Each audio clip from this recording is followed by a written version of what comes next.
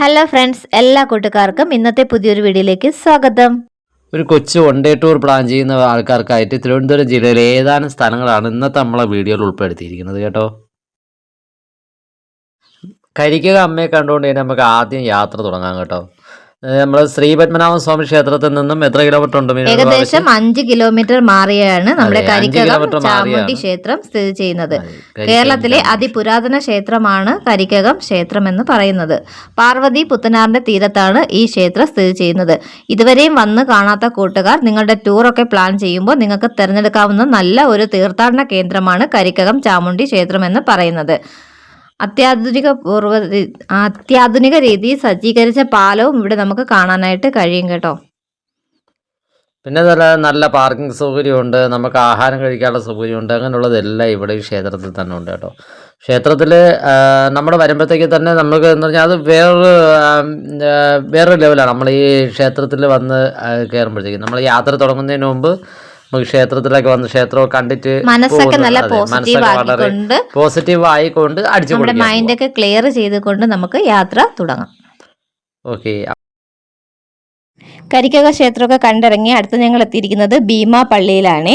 വളരെയധികം നല്ലൊരു ഇടമാണ് കേട്ടോ. നിങ്ങൾക്ക് തിരഞ്ഞെടുക്കാൻ പറ്റുന്ന നല്ലൊരിടം തന്നെയാണ് ഭീമാ പള്ളി എന്ന് പറയുന്നത്. ജാതിഭേദമന്യേ എല്ലാവർക്കും വരാൻ പറ്റുന്ന ഒരു സ്ഥലവും കൂടെയാണ് ഭീമാ പള്ളി. ഇവിടെ ദിവസവും 100 കണക്കിന് ആളുകൾ എത്താറുണ്ട് കേട്ടോ. ഒരു ഉമ്മയുടെയും മകന്റെയും ത്യാഗത്തിന്റെ കഥയാണ് ഈ ഭീമാ പള്ളിക്ക് പറയാനുള്ളത്. ഇവിടെ വരുമ്പോൾ നമുക്ക് കുട്ടികളായിട്ടൊക്കെ ശരിക്കും എൻജോയ്മെന്റ് ചെയ്യാനൊക്കെ പറ്റും. കുട്ടികൾക്കും മുതിർന്നവർക്കും ഒക്കെ ഒരുപോലെ ഇഷ്ടപ്പെടുന്ന ഒരിടമാണ് ഭീമാപ്പള്ളി എന്ന് പറയുന്നത്. ഇതുവരെ വന്ന് കാണാത്ത കൂട്ടുകാരൊക്കെ ആണെങ്കിൽ നിങ്ങൾ ടൂറൊക്കെ പ്ലാൻ ചെയ്യുമ്പോൾ നിങ്ങൾക്ക് തീർച്ചയായും ഉൾപ്പെടുത്താവുന്ന ഒരു ഇടം തന്നെയാണ് ഈ ഭീമാപ്പള്ളി. ഇവിടെ എന്ന് പറയുമ്പോഴത്തേക്ക് നമുക്ക് ഒരുപാട് സാധനങ്ങളൊക്കെ വാങ്ങിക്കാനും പറ്റും. നമുക്ക് കച്ചവട കേന്ദ്രമാണ് ഭീമാപ്പള്ളി എന്ന് പറയുന്നത്. അടുത്ത കൂട്ടുകാരെ ഞങ്ങൾ ഭീമാപ്പള്ളിയിൽ നിന്ന് യാത്ര തുടങ്ങി ഞങ്ങൾ പൊയ്ക്കൊണ്ടിരിക്കുകയാണ് കേട്ടോ. അടുത്ത് ഞങ്ങൾക്ക് ഇവിടെ പോകേണ്ടത് പൂന്തുറ ബീച്ചാണ്. പക്ഷെ ഇപ്പോൾ നമ്മള് വിഴിഞ്ഞം ബോട്ടിന്റെ ഒക്കെ പണി നടക്കുന്നത് കാരണം അവിടെ പൂന്തുറ എന്ന് പറയുമ്പോൾ ഇപ്പൊ ഒരു ബീച്ച് എന്നുള്ള രീതിയിലില്ല. നമുക്ക് കടലിറങ്ങി കളിക്കാൻ പറ്റത്തില്ല, എന്നാൽ നമുക്ക് ദൂരെ നിന്ന് ഒരു പള്ളിയുണ്ട്, ഒരു സെന്റ് തോമസ് പള്ളിയുണ്ട്. അതിന്റെ മുമ്പിൽ വന്ന് നമുക്കൊന്ന് പ്രാർത്ഥിക്കാം. പിന്നെന്ന് പറഞ്ഞാൽ നമുക്ക് ഒരു ചെറിയ രീതിയിലുള്ള ഒരു വ്യൂ പോയിന്റും കാര്യങ്ങളൊക്കെ വ്യൂ ഉണ്ട്.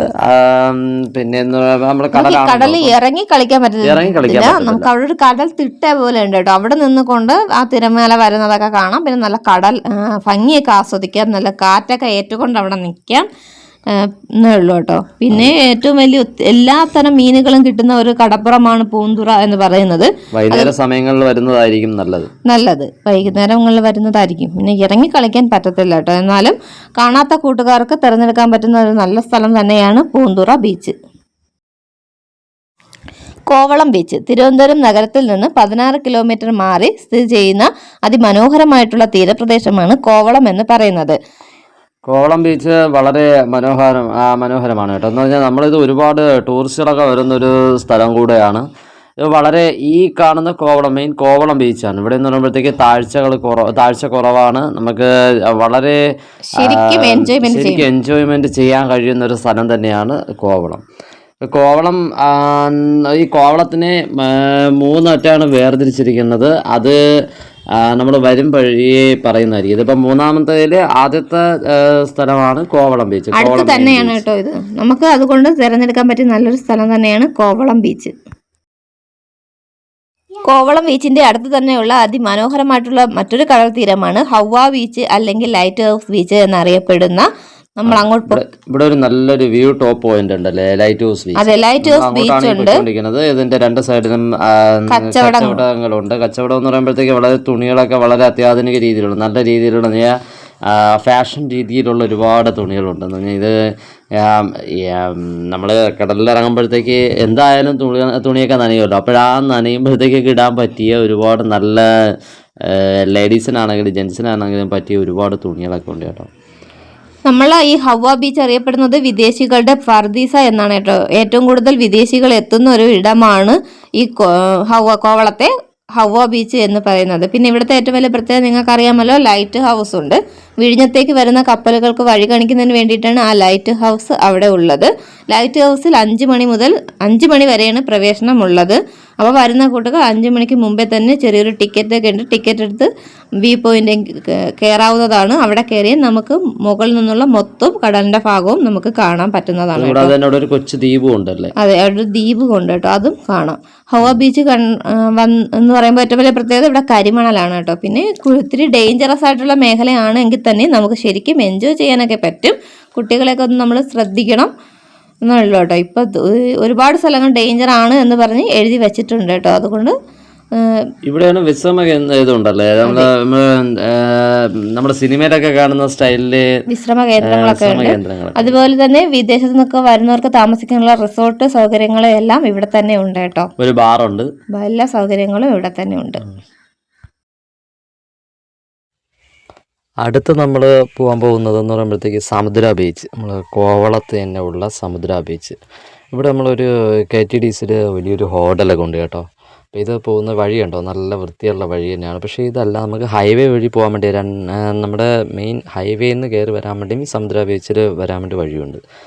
ഇതിപ്പോൾ നമ്മൾ നമ്മുടെ കോവളത്ത് നിന്നും നടവഴി മാർഗം ഒരു 2.5 കിലോമീറ്ററോളം ദൂരമുണ്ട്. നടന്നു പോകാന്നുള്ള ദൂരമേ ഉള്ളൂ, കുഴപ്പമൊന്നുമില്ല, നല്ല വഴി തന്നെയാണ്. ഇത് നമ്മൾ ബീച്ചിലെത്തി. ഇതാണ് ബീച്ച് നമ്മൾ എത്തിയപ്പോൾ തന്നെ രാത്രിയായി.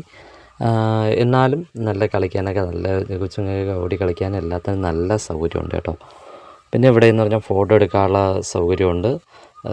എന്ന് പറഞ്ഞാൽ നല്ലൊരു വ്യൂ പോയിൻ്റ് തന്നെയാണ്. നമ്മൾ ഈ സമയത്ത് ഇത് കണ്ടോ, ഇത് കാണുന്ന വീഡിയോ ഉണ്ടോ എന്ന് പറഞ്ഞാൽ വളരെ അടിപൊളിയായിട്ട് നമുക്ക് ആകാശത്തിൻ്റെയൊക്കെ ആ ഒരു വ്യൂ കിട്ടുന്നതാണ് കേട്ടോ. അത് അസ്തമയമൊക്കെ നല്ല രീതിയിൽ കിട്ടും. ഇത് കഴിഞ്ഞിട്ട് അപ്പോൾ നമുക്ക് ഇതിൻ്റെ തൊട്ട് ബാക്ക് ഭാഗത്തായിരുന്നു ഹോട്ടലിൻ്റെ ആ സൈഡ് ഭാഗത്തായിട്ട് ഒരു ക്ഷേത്രമുണ്ട്. പിന്നെ അതല്ലാതെ ഫോട്ടോ എടുക്കാനുള്ള സൗകര്യമുണ്ട്. നമുക്ക് എല്ലാവർക്കും ഞാനും മീനൂട്ടിയെ നിർത്തി ഫോട്ടോയൊക്കെ എടുത്തു. ഫോട്ടോ എടുക്കാനുള്ള സൗകര്യം ഇവിടെ ചെയ്തിട്ടുണ്ട്. പിന്നെ അതല്ലാതെ എന്ന് പറയുമ്പോഴത്തേക്ക് പിന്നെ വരുന്നതെന്ന് പറഞ്ഞാൽ നമ്മൾ സിറ്റിയിൽ നിന്ന് പിന്നെ വരുമ്പോഴത്തേക്ക് ഇവിടെ നമ്മൾ വിഴിഞ്ഞം പോർട്ടുണ്ട്. പിന്നെ ഇതിൻ്റെ അടുത്ത് തന്നെ കാണാൻ പറ്റുന്ന സ്ഥലങ്ങളാണ് വിഴിഞ്ഞം പോർട്ട് കഴിഞ്ഞിട്ട് പിന്നെ നമുക്ക് അങ്ങോട്ട് വേണമെങ്കിൽ പൂവാറൊക്കെ പോവാം. പക്ഷെ അത് നമുക്ക് പറ്റുമെന്നുള്ളതില്ല. പിന്നെ നമ്മൾ തിരിച്ച് വരുമ്പോഴത്തേക്ക് ഹൈവേയുടെ സൈഡിൽ ഇത് വിപണിയുണ്ട്, കാർഷിക വിപണി. അത് കഴിഞ്ഞിട്ട് നമ്മൾ ഇങ്ങനെ വരുമ്പോഴത്തേക്ക് നമുക്ക് ലുലു മാള് ഏരിയയാണ്. ലുലു മാള് കഴക്കൂട്ടെത്തുന്നതിന് മുമ്പ്. പിന്നെ എയർപോർട്ട് അങ്ങനെയൊക്കെ ഉള്ളതൊക്കെയാണ് ഈ ഏരിയകളിൽ പിന്നെ വരുന്നത്. കാണാൻ പറ്റുന്നവർക്ക് കാണാം. ഇന്നത്തെ വീഡിയോ ഇത്രയൊക്കെ ഉള്ളൂ. നമ്മൾ ഇങ്ങനെയുള്ള കൊച്ചു കാര്യങ്ങൾ നമ്മൾ അറിയിച്ചത്. ഇത് ഹൈവേ വഴി പോയപ്പോഴുള്ള വീഡിയോസാണ് കേട്ടോ, ഹൈവേ വഴി. അപ്പോൾ ഓക്കെ, അപ്പോൾ നമുക്ക് ഇനി അടുത്തൊരു വീഡിയോ ആയിട്ട് വീണ്ടും കാണാം. Thanks for watching.